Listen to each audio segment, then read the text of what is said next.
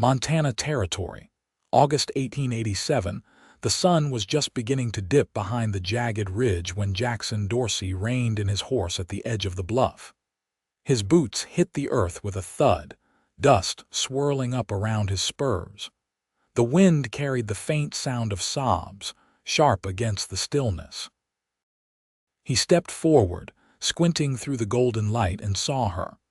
A woman stood near the cliff's edge, her pale dress rippling in the breeze like a flag ready to fall. Her shoulders were tight, fists clenched at her sides, dark hair blowing wild across her face. She did not turn when he approached. "Ma'am," Jackson called out gently, his voice firm but kind. "You do not want to take another step." She did not move. "I mean it," he said, closer now. "Whatever brought you here, it is not the end." Her voice cracked through the wind. It already ended. Jackson stepped to her side, close enough now to see the tears drying on her cheeks. She was young, maybe 22, 23, eyes hollow like she had not slept in days. "I lost everything," she whispered. "What is your name?" he asked, crouching slightly so he did not tower over her. "Penelope," she said. "Penelope Faulkner." "I am Jackson Dorsey." She turned to him finally, her eyes bloodshot but steady. "Tell me why I should not jump." Jackson's chest tightened. He had seen death before, seen men beg for mercy and women scream for lost children. But this woman, broken and still trying to stand tall, this was different. "Because someone out there still needs you," he said. "And because I sure as hell do not want to watch you fall." She stared at him for a long moment. Then her voice trembled as she said, "I would rather fall than live without you." His breath caught. "You do not even know me." "I do not need to," she said. "You are the first person who looked at me like I was still human." Jackson reached out slow, like approaching a scared horse, and gently took her hand. Her fingers were cold, stiff, but she did not pull away. He eased her back from the edge, one step, then another, until they stood safely on solid ground. He exhaled. "Let's get you away from this place." Penelope nodded, but her legs buckled. Jackson caught her before she hit the dirt, lifting her easily into his arms. Back at his camp a few miles down the ridge, he laid her gently on a blanket near the fire. He gave her water, wrapped a coat around her shoulders. She had not eaten in days, stomach too twisted in grief, but she managed to swallow a few bites of dried meat. She stared into the flames. "My husband died 4 months ago, shot during a bank raid in Idaho. He was not even part of it, just in the wrong place. After they buried him, his family turned on me, said I brought him bad luck, took our land. I had nowhere to go." Jackson listened quietly, hands folded in his lap. "I kept walking," she continued. "Thought maybe if I kept moving the pain would not follow, but it did." "I buried my father last winter," Jackson said finally. "We ran the ranch together. After he passed, the cattle were stolen, the barn burned down. I had nothing but a saddle and what I could carry, so I headed north." Penelope looked at him, blinking back more tears. "Why did you stop for me?" "Because I saw someone worth saving." She stared at him for a long time, then leaned closer to the fire. "You should sleep." "I will be all right." But Jackson stayed up just in case.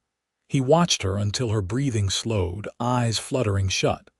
The stars came out, bright and scattered across the sky, and Jackson sat with his back to a tree, rifle across his lap.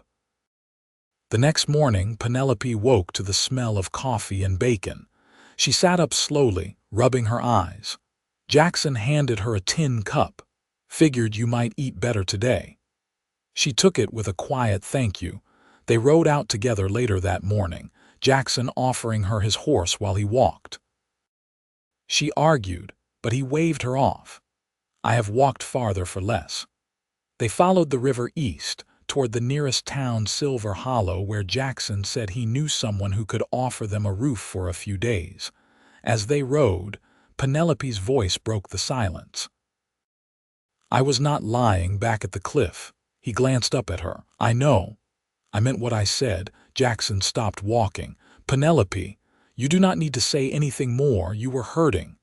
She looked down at him from the saddle. And I am still hurting. But now, for the first time in months, I do not feel alone. Jackson reached up, touched her hand lightly. You are not.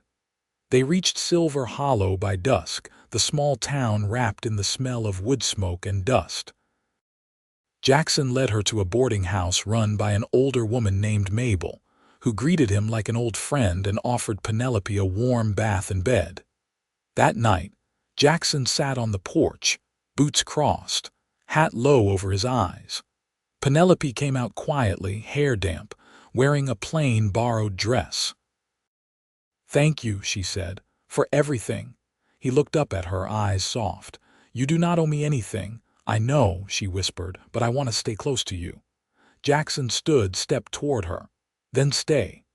She nodded, and for the first time in a long time her lips curved into a smile. He reached out, brushing a bit of hair from her cheek. We will figure it out, together. Penelope leaned into his touch, her voice barely a breath. I think you saved me. Jackson looked into her eyes, steady and sure. No, you saved yourself. I just caught you before you fell. She stepped into his arms, and he held her close as the moon rose above the rooftops. Neither of them said the word love, yet. But it was there, quiet and waiting, and neither of them turned away. The second morning in Silver Hollow brought a pale sky, and the distant creak of wagons rolling down the main road. Penelope stood behind the window's lace curtain, watching townsfolk move across the dusty street, men in suspenders pacing toward the livery, women in linsey-woolsey dresses sweeping porches or guiding children by the hand. She didn't know their names. They didn't know hers. And that suited her just fine for now. Downstairs, the low thump of boots on the floorboards signaled Jackson's return. She found him seated at the kitchen table, nodding thanks as Mabel placed a shallow bowl of stew in front of him. His shirt sleeves were rolled up, his forearms stained with dirt and axle grease. Where were you? She asked, stepping barefoot into the room. He looked up, eyes warm. Helping Ellie patch up a broken wheel on his buckboard. He's got a delivery to make west of town, and I owed him a favor. She hesitated near the doorway. You seem to owe a lot of folks favors. Jackson dipped his spoon into the bowl. Only means I've stayed long enough in places to earn them.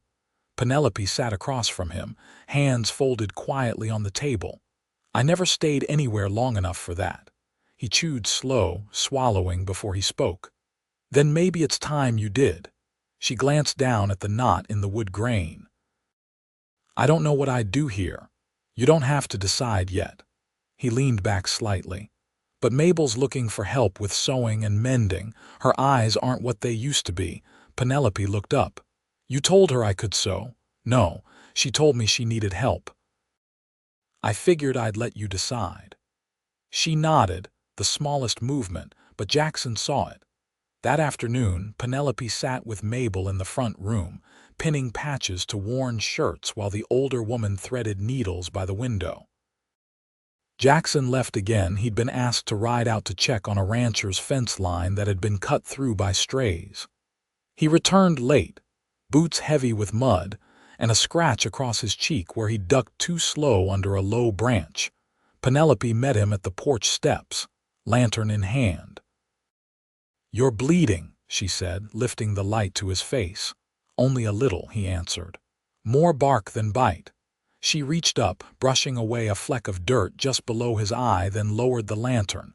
You don't have to do everything asked of you. I don't, he said. Just the things that matter. She didn't press him further. Instead, she stepped aside and let him pass into the house.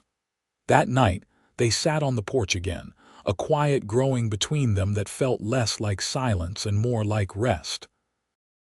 Jackson leaned forward, elbows on his knees, Palos winds rustling through the cottonwoods beyond town. I used to think I'd spend my life on horseback, he said.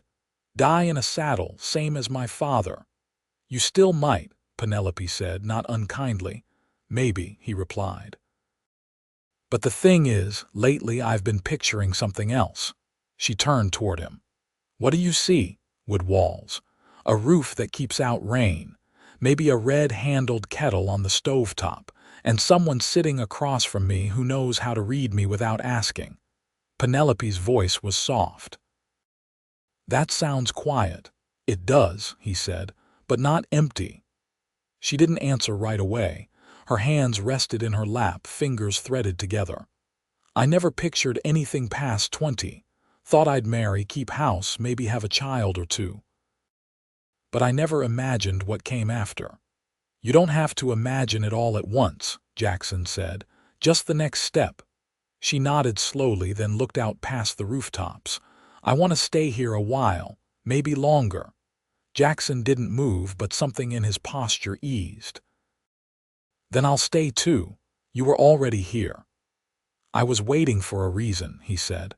"Now I've got one." Penelope breathed in the night air, the sharp scent of pine and chimney smoke. She didn't say anything else, but her hand found his where it rested on the bench, and she left it there.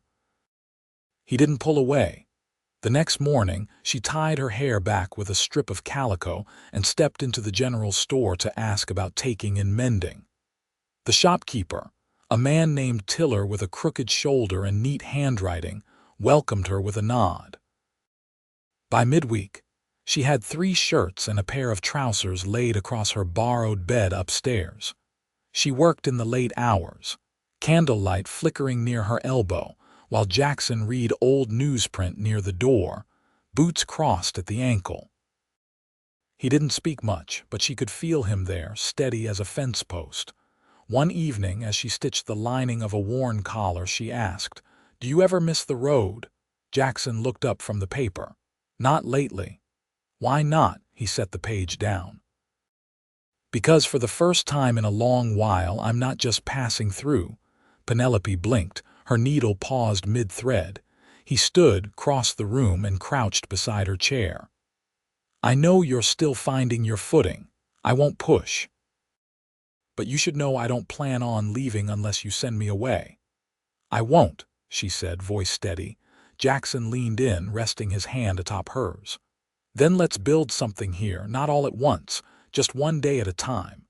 She turned her palm, fingers curling around his. "All right." That night, as the town settled into sleep, Penelope leaned her head against Jackson's shoulder while the fire burned low. No more talk of cliffs, no more running, just quiet, and the promise of morning. Penelope stood beneath the maple behind Mabel's house, both hands on the handle of the washtub. The late summer sun filtered through the leaves, dappling her arms and the damp fabric she wrung out. Her knuckles ached from the cold water and lye soap, but the ache was honest. It reminded her she was part of something again, not drifting, not invisible. Jackson passed behind her with a sack of feed over one shoulder, heading toward the barn behind the church. He didn't call out. He didn't need to. She heard the weight of his boots in the grass and caught the faint scent of saddle oil as he passed. He'd taken on work from the pastor, repairing the lean-to and fixing the gate that sagged under the weight of years. She didn't ask why. He did these things because he chose to. Because he was the kind of man who did what was needed without being told. After supper, they walked the edge of the wheat fields east of town. The stalks rustled in the breeze, their tips tinged with gold. Jackson kept his hat in his hand, letting the wind move through his hair. Penelope walked beside him, arms folded. "You ever think about going back?" she asked, not looking at him. "To Missouri," he said. "No, that place held too many ends and not enough beginnings." She nodded. "I had an aunt in Salina. She wrote letters when I was little. Said they had a piano and a dog that howled along with it." "You miss her?" "I don't know," Penelope said. "I just wonder if she ever thought to send for me when things went wrong." Jackson ran a thumb along his jaw. Some folks get so tangled in their own troubles, they don't see what's happening beyond their fence line. They stopped at the edge of a shallow ditch where two frogs chirped beneath the reeds. She turned toward him. "Would you want children?" His brow lifted slightly. "Someday. If I had land to raise them on and a woman who'd want to share the work. I don't know if I'd be any good at it. I never had much example." "You don't need one," he said. "You just need patience and a strong back." Penelope smiled faintly. "I've got one of those." "I've noticed," he said, the corners of his eyes creasing. They stood there in the stillness, the last light slipping behind the low hills. Penelope reached down, plucked a wildflower from the edge of the path, and twisted the stem between her fingers. "I'm not frightened, Jackson," she said. "Not anymore, but I still feel like I'm standing on the edge of something I don't fully understand." He stepped closer, not quite touching her. "That's because we haven't built it yet. It's not something you step into. It's something you build every day you stay." She looked up at him, her voice low. "Then tell me what you need from me. I don't want to guess. I need you to keep showing up, to speak plain when something's wrong, to sit with me when the days are long and the work is hard." "That's it." She was quiet a moment, then nodded. "I can do that." They walked back in silence. Not a silence of distance, but one of understanding. That night, she placed the flower in a cup beside the wash basin in her room. The petals curled inward as they dried, but the stem held. 2 days later, Mabel handed Penelope a small purse of coins. "For the mending," she said. "Word's gotten around. Tiller says folks are asking if you'll take on boots and saddlebags next." Penelope's hands tightened slightly around the worn leather. "I never thought I'd earn anything again." "Not like this," Mabel shrugged. "You work honest, you get honest in return." Later, Jackson found her on the back steps, elbows on her knees, turning the coins over one by one. "I bought land," he said. Penelope looked up, startled. "When?" "This morning," he said. "North of the river. 20 acres. Bit of scrub, bit of pasture, needs fencing." She stood slowly. "You did that without telling me." He stepped down one stair, close enough to take her hand. "I didn't want to talk about it. I wanted to bring you something real." She stared at him, lips parted, but no words came.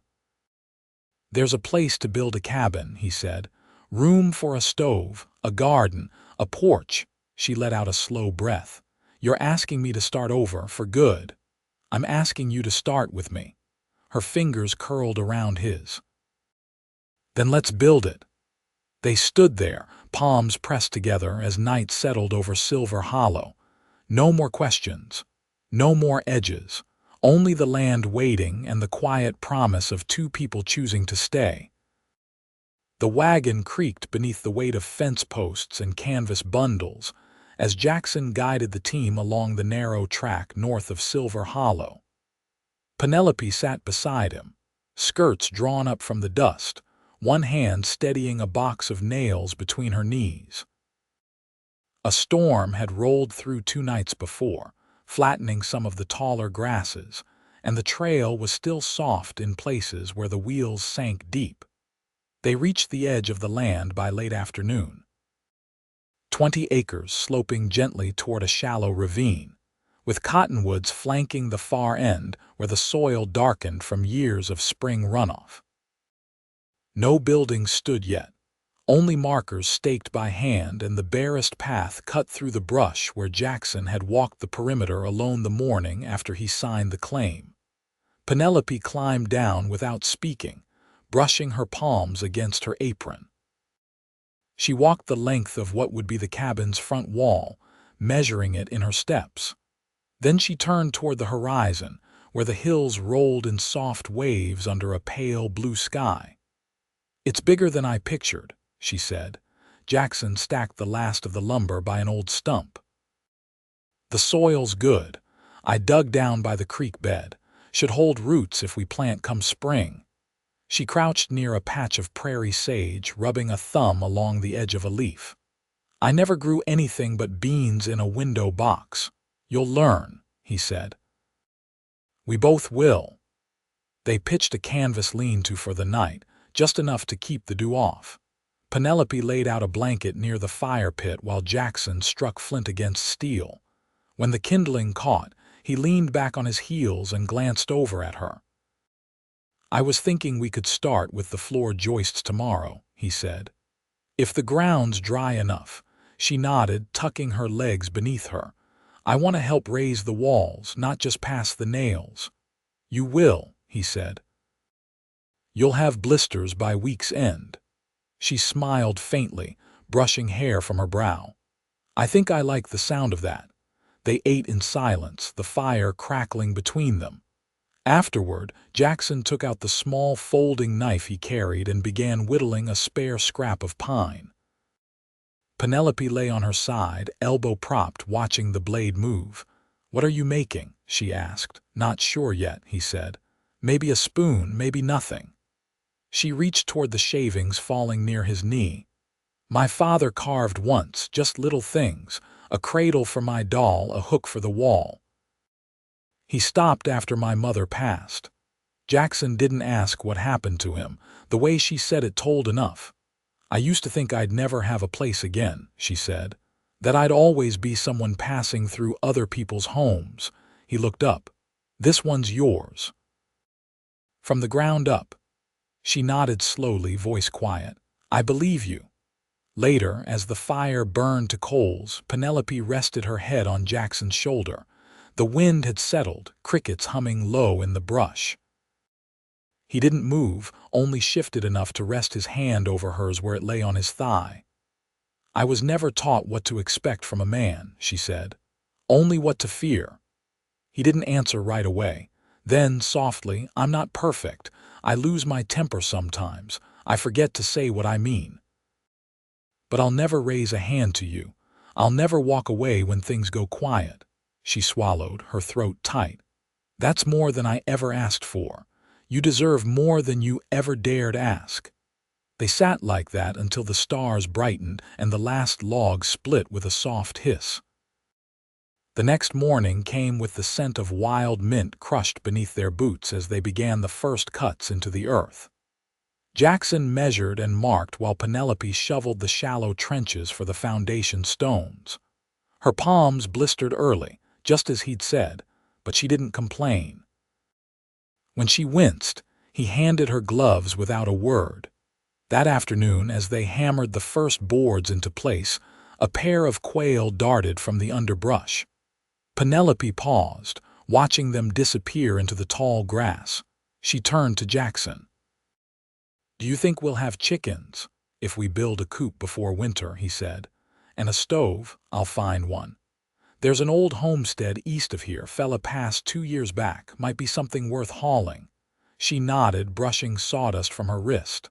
"I want to bake again. Bread mostly. Maybe pies if the berries hold." Jackson tapped the next board into place. "I've never had a pie worth remembering. That might change." The sun dipped low before they stopped. The frame was only half raised, but it stood square and true. Penelope leaned against one of the posts, sweat streaking her temple, dust clinging to the backs of her hands. Jackson wiped his brow with a rag, then looked over at her. "You're steadier than most men I worked with," she laughed, the sound low and warm. "Don't let that get around.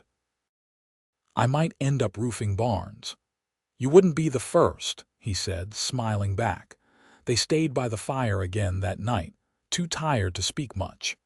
Penelope lay with her head on his chest, listening to the slow rhythm of his breath. He traced small circles across her shoulder with the edge of his thumb. "I never thought I'd feel safe again," she whispered. "Not like this." Jackson kissed her hair once. "You are, and you always will be."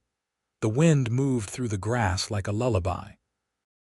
Neither of them stirred again until the morning light broke over the ridge, cutting gold through the mist. The roof shingles arrived in a cart drawn by a pair of sway-backed mules, driven by a man named Harmon who tipped his hat to Penelope but spoke only to Jackson. She didn't mind. She'd grown used to the way some men looked past her, and how Jackson never did. They finished the roof in 3 days. each evening folding their aching limbs beside the hearthstones they'd laid by hand. Jackson carved beams for the loft, while Penelope whitewashed the cabin's interior with a bucket of lime and a broad, bristled brush, her sleeves pushed to her elbows, hair pinned up in a kerchief. The space began to feel like more than timber and nails. It breathed with their labor, their quiet hours, their shared intention. One morning, she stood in the doorway, watching the wind ripple through the ryegrass beyond the fence line. Jackson was chopping wood, his shirt damp across the back, his focus quiet and complete. She stepped down from the porch and picked up a length of seasoned pine. "When we finish the stove corner," she said, "I want to build shelves above it, for jars and flour sacks." Jackson paused, axe braced against his boot. "We'll need a bread board, too. I can shape one from the ash plank in the barn." She nodded, then hesitated. "I'd like to carve something into it, my own mark." He rested the axe against the stump. "What would it be?" "A sprig of wild mint," she said. "From the place we first raised the frame." He gave a slow, steady nod. "Then that's what it'll have." That evening, as dusk cooled the grass, they sat on the newly laid porch steps, the smell of fresh cut wood lingering on their skin. Penelope traced the lines in her palms, then glanced at Jackson. "You still feel like you're building something worth staying for?" she asked. "I do," he said. "But more than that, I feel like I'm building with someone who sees it clear as I do." She turned toward him. "You never asked me what I wanted beyond the cabin. I figured you'd tell me when you were ready." "I want a place where no one can claim I don't belong," she said, "where my hands matter, where I'm not measured by who I lost." He reached for her hand, running his thumb across a callus at the base of her fingers. "You belong here. You always did. And everything you've done's built this place as much as I have." Her throat tightened. She leaned forward and kissed him, slow and deliberate. His hand came to rest at the base of her neck, steady and firm. It wasn't a question between them any more. It hadn't been for some time. But in that moment, it was a vow. The following week, they rode into Silver Hollow to visit the circuit preacher, a soft-spoken man with a crooked collar and a fondness for black coffee. Penelope wore the only dress she hadn't mended twice, her hair braided and pinned under a borrowed hat. Jackson had cleaned his boots, though they still carried the dust of the land they called theirs. They said their vows under the cottonwood behind Mabel's house, the same tree Penelope had once stood near with a washtub and a quiet ache in her chest. Mabel cried softly and pressed a small silver brooch into Penelope's hand after the final blessing. "I wore it the day I married," she said. 50 years ago, come spring." Penelope pinned it to her collar and didn't speak. She didn't need to. They returned to the cabin that night not as two people sheltering together, but as one. A basin of warm water waited by the hearth, and Jackson lit the lantern while Penelope folded her shawl across a chair. They undressed without hurry, the weight of the day falling away piece by piece, until only skin and breath remained between them. They lay beneath the quilt she'd stitched in the quiet weeks of late summer, bodies curved together in the shape of trust. Jackson whispered her name like a prayer, and Penelope answered with hands that no longer trembled. By the first snowfall, the root cellar was full. The shelves above the stove held jars of preserved beans, dried apples, and a clay pot of honey traded for a spool of thread. Jackson built a bench beside the door where they sat each morning with coffee boiled over the hearth. Penelope planted garlic near the edge of the garden and covered it in straw before the frost came. They didn't speak of the past anymore, not because it was forgotten, but because it no longer held them. It had shaped them, but it no longer defined them. In early spring, Penelope placed a hand on her belly and felt the flutter of new life. She told Jackson that evening beneath the eaves, her voice quiet but sure. He didn't speak right away, just knelt and pressed his ear to her middle, listening for something neither of them could yet hear. Then he kissed her there in her heart. The baby came in July, born into the warmth of a long day and the scent of sweet hay. A daughter, with her mother's dark hair and her father's steady eyes. They named her Clara, after no one in particular, just a name that felt like sunlight. The cabin grew fuller, not just with noise and need, but with laughter, with tiny footsteps, with the rhythm of a life wholly their own. Years passed. The ryegrass gave way to wheat. The porch steps wore smooth under constant use. Penelope's stitches lined every curtain and tablecloth, while Jackson's hands built cribs, chairs, and a porch swing that Clara claimed as her own.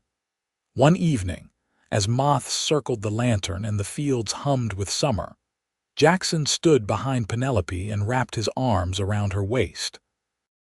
"Do you ever miss what came before?" he asked, his chin resting on her shoulder. She leaned back into him. "No, it brought me here. That's all I needed from it." He kissed her temple and didn't let go. They grew older. Gray came soft to their hair, and the lines around their eyes deepened with laughter more than sorrow.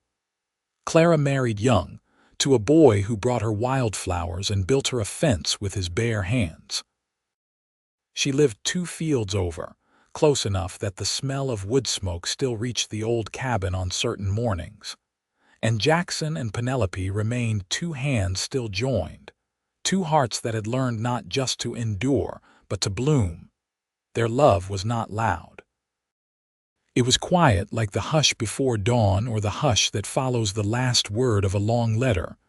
But it held, it lasted, and it was enough, more than enough. Forever.